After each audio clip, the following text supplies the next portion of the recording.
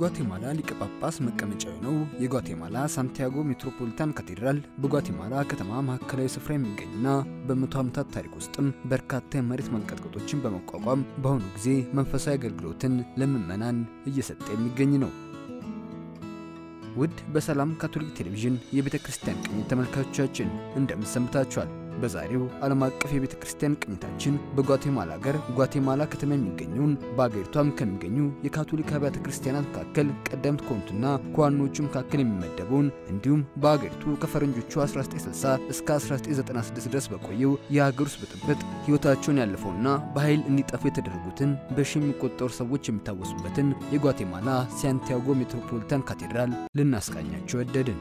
አብራችሁን ቆዩ።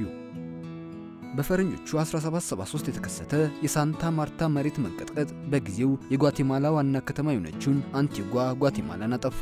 በዚህ ምክንያት በወቅቱ በቦታው ይኖሩ የነበሩ የስፔን ቅኝ ገዢዎች ኃላፊ ማርቲን ዴ ማዮርጋ ትዕዛዝ ከተማዋ አሁን ወደምትገኝበት የጓቴማላ ከተማ እንድትዘዋወር ተደርጓል።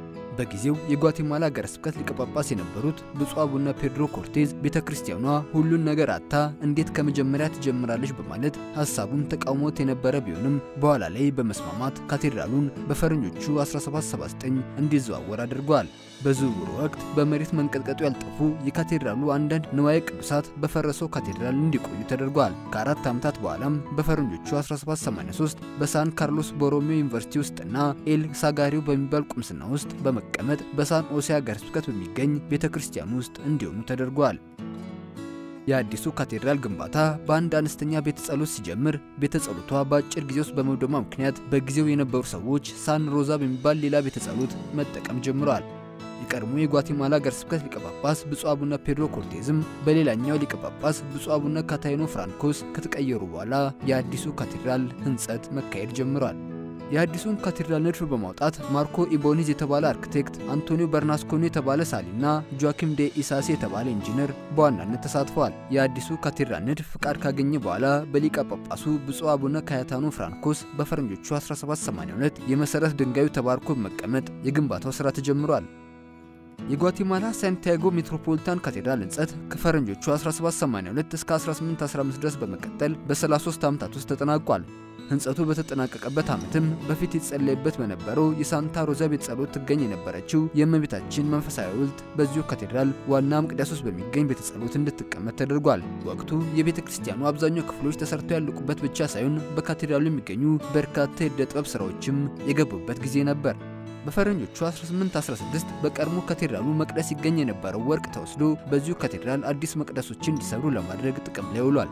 በ1821 የካቴድራሉ የምስራቅ ማማዎች ግንባታ ሲጀምር በ1826ም የምስራቅ ምዕራብና ደቡብ አቅጣጫ የሚገኙ የካቴድራሉ በሮች ተሰርተዋል።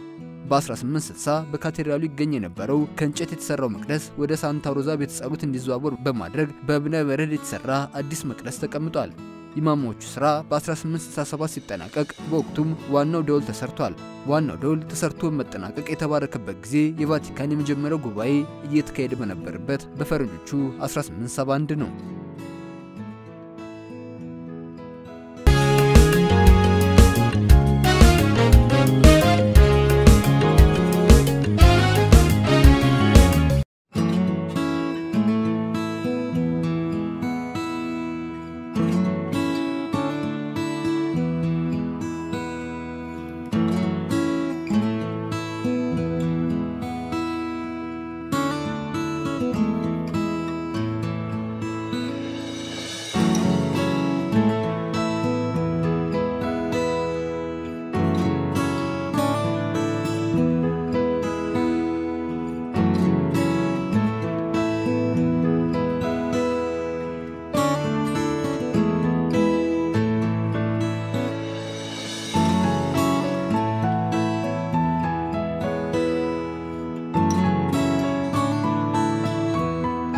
የመጀመሪያው የዓለም ጦርነት እየተካሄደ በነበረበት የፈረንጆቹ 1917 በጓቴማላ የመሬት መንቀጥቀጦች እየታዩ የነበሩበት ወቅት ነበር። የመሬት መንቀጥቀጡ በርካታ ቦታዎች ሲያወድሙ በ1918 መጀመሪያ ወራት ላይ የተከሰቱ ከባድ የመሬት መንቀጥቀጦች የህዝብ መገልገያዎችንና የግለሰቦችን ቤቶች ያወደሙ ነበር። ጉዳቱ ካጋጠማቸው መካከልም ይሄው ካቴድራል ይገኛል። በወቅቱ መንግስት የሰጠው ያጸፋ ምላሽ አነስተኛ የነበረ መሆኑ ለትችት እንደዳረገ ይነገራል።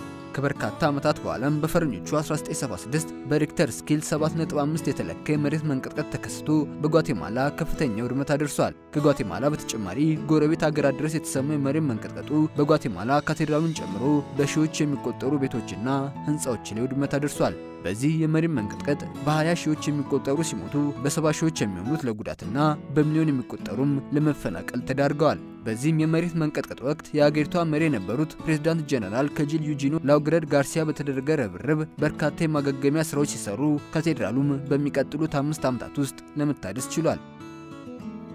የጓቴማላ ሳንቲያጎ ካቴድራል የባሮክ ስነ ህንጻ ጥበብ ጨምሮ ሌሎችም አሰራሮች የሚታዩበት ነው። የካቴድራሉ የውስጥ ገጽታ ቀለል ያለና ብዙም የጥበብ ስራዎች የማይታዩበት ቢሆንም መቅደሱ የተዋበና የካቴድራሉም የውጭ ገጽታ በትልቀቱና በመሰረቱ ጥንካሬ የሚታወቅ ነው።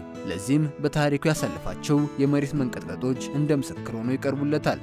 በጓቴማላ ሳንቲያጎ ሜትሮፖሊታን ካቴድራል ፊት ለፊት 12 ምሰሶች ሲታዩ እነዚህም በተለይም በአገሪቷ ከ1960 እስከ 1996 ድረስ በነበረ የውስጥ አምጾችና ግጭቶች በኃይል እንዲጠፉና ለሞቱ በሺዎች የሚቆጠሩ ሰዎች መታሰቢያነት የሚያገለግሉ ናቸው።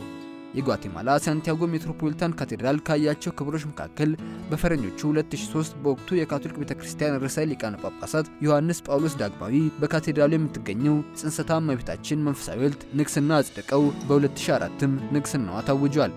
ካቴድራሉ ከዚህም በተጨማሪ በ1960ዎች ውስጥ በህማማት ሳምንት ዙሪያ በሚያጠነጥን ፊልም ውስጥ ለመካተት የቻለ ነው። በአሁኑ ጊዜ የጓቴማላ ሊቀ ጳጳስ መቀመጫ ነውና ከ200 ዓመታት ዕድሜ በላይ ያለው የጓቴማላ ሳንቲያጎ ሜትሮፖሊታን ካቴድራል ባሳለፈው ታሪክና በመንፈሳዊ ማንነቱ በበርካታ ነጋዴያንና ጎብኚዎች ዘንድ የሚጎበኝና ለምዕመናንም የቤተክርስቲያን ምስጢራት አገልግሎትን እየሰጠ የሚገኝ ነው።